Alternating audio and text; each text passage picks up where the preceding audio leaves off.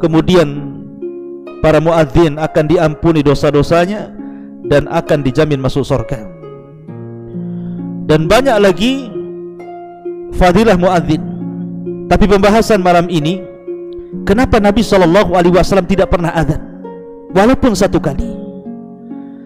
Padahal Nabi SAW yang menjelaskan keutamaan yang luar biasa tentang keutamaan azan ini.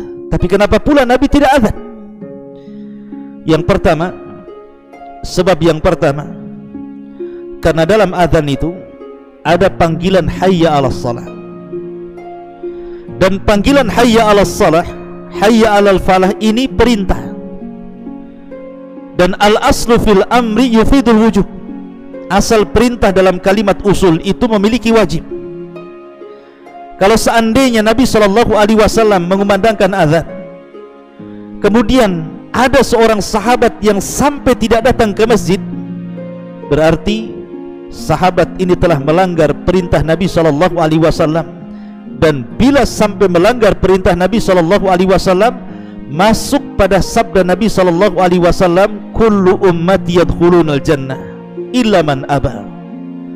Qila ya Rasulullah wa man ya'ba? Qala man ata'ani dakhalal jannah wa man asani faqad aba. Kata Nabi SAW, semua umatku pasti masuk surga kecuali orang yang enggan masuk surga. Sahabat bertanya, Rasul, siapa yang enggan masuk surga itu? Maka Nabi SAW mengatakan, siapa yang taat kepadaku dialah masuk surga, dan siapa yang enggan artinya tidak taat kepadaku, maka dia tidak akan masuk surga. Artinya kalau sampai tidak datang dari seruan hayya 'alas shalah, hayya 'alal falah yang dikumandangkan Nabi SAW, maka para sahabat terancam tidak masuk surga. Kemudian juga ayat Al-Quran Allah mengatakan, falyahdharil ladzina yukhalifuna an amri an tusibahum fitnah aw yusibahum adzabun alim. Hendaklah takut orang-orang yang datang perintah dari Allah dan Rasulnya kepada mereka, kemudian mereka tidak melakukannya. Apa yang terjadi? Falyahdharil ladzina yukhalifuna an amri. Hendaklah takut orang yang menyelisih perintah Rasul, an tusibahum fitnah, boleh jadi fitnah ditimpakan kepada mereka, au adzabun alim, ataupun azab yang pedih. Maka karena di sini ada perintah yang boleh jadi mungkin para sahabat ada yang tidak datang ke masjid karena sebuah uzur, ataupun karena tertidur, atau karena sebuah pekerjaan. Kalau sampai tidak datang terancam dengan hadis dan ayat ini. Makanya Nabi SAW tidak azan walaupun satu kali. Ini alasan yang pertama. Alasan yang kedua, bahwa Nabi SAW tidak azan karena Nabi SAW diutus oleh Allah da'iyan ilallah, untuk menyeru manusia. Kalau seandainya kemudian Nabi SAW mengumandangkan asyhadu anna Muhammadar Rasulullah, saya bersaksi bahwa Muhammad adalah utusan Allah, nanti orang menyangka bahwa di sana ada Muhammad lain yang diutus oleh Allah Subhanahu wa taala selain Muhammad yang sedang azan.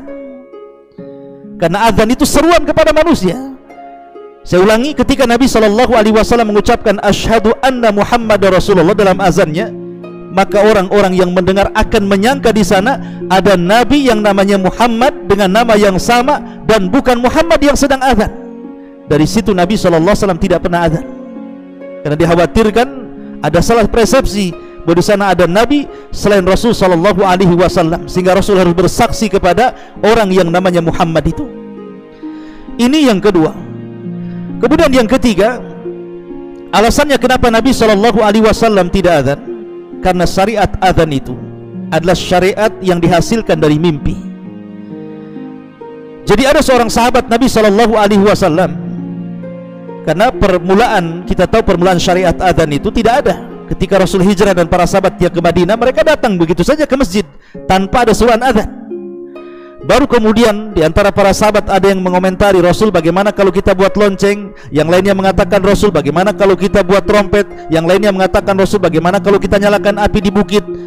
Tapi yang lainnya dibantah dan mengatakan itu tasyabbuh dengan Yahudi, Nasrani dan Majusi.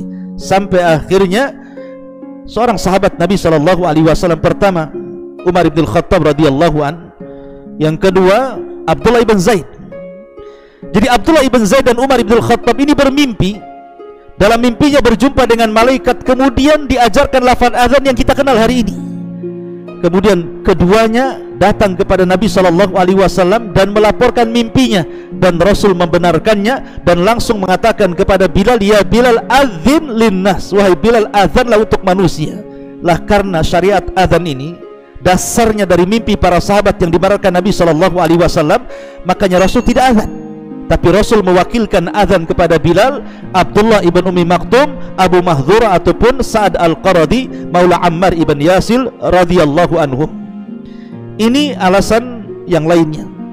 Kemudian juga alasan yang lainnya juga disebutkan oleh Syekh Al-Allamah Izzuddin ibn Abdissalam rahimahullahu ta'ala. Beliau mengatakan bahwa azan ini sebuah amanah, sama dengan qomat, tidak boleh ditinggalkan. Kalau seandainya Nabi SAW azan 5 kali dalam sehari, zuhur, asar, maghrib, isya, subuh, macam mana Rasul akan berdakwah? Sementara Nabi SAW harus berdakwah ke kabilah-kabilah, harus menyurati kepada para raja, harus kemudian datang kabilah dari mana-mana, kemudian memutuskan urusan mereka. Sehingga kalau seandainya Nabi SAW sampai azan, jadi muadzin tetap sampai 5 kali sehari, macam mana dia akan berdakwah mengajak manusia ke dalam Islam? Makanya dari sini Nabi SAW tidak pernah azan, dan Rasul amanahkan azan itu kepada manusia.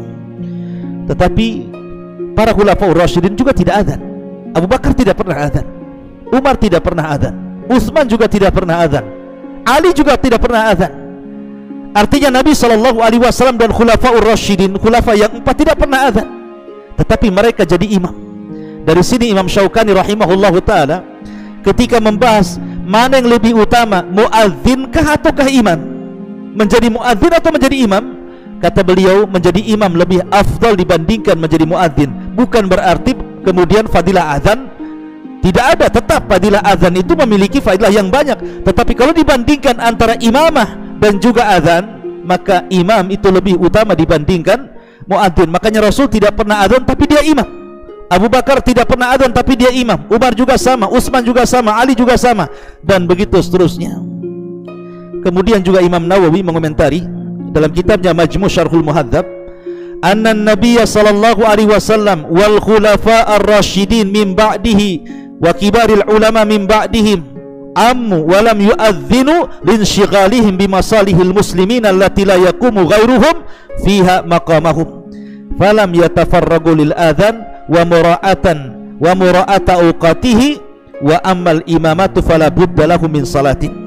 Kata Imam Nawawi, sesungguhnya Nabi SAW, para khulafaur rasyidin setelahnya, atau kibar ulama, banyak ulama-ulama besar setelah para khulafaur rasyidin, mereka tidak pernah azan tetapi mereka menjadi imam salat.